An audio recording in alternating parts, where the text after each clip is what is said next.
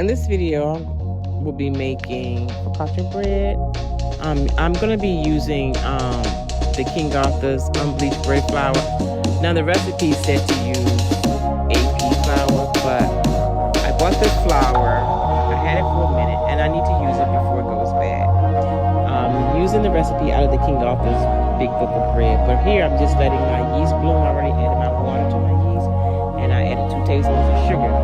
You don't have to do this, but I just want to do that. So I'm going to be making the focaccia bread that's on the right here.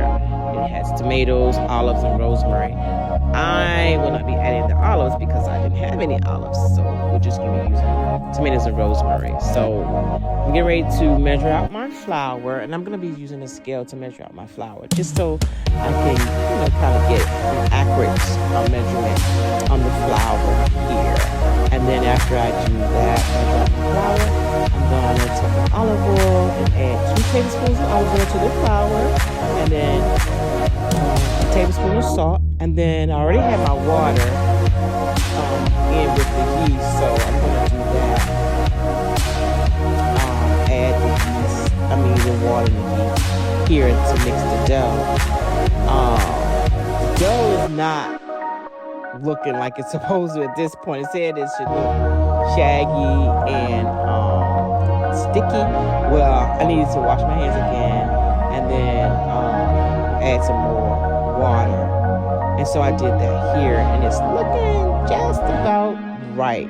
Because we want that dough to be the right consistency. So now I'm just going to let it sit for 30 minutes and then do the stretch and fold. You're going to do it 4 times, and you do 8 stretches and folds 4 times.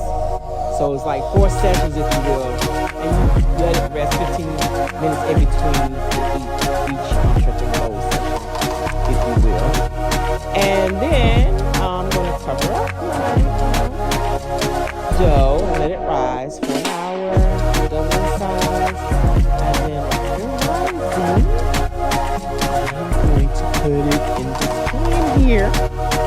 And it's supposed to stretch to the edge, but it didn't quite make it.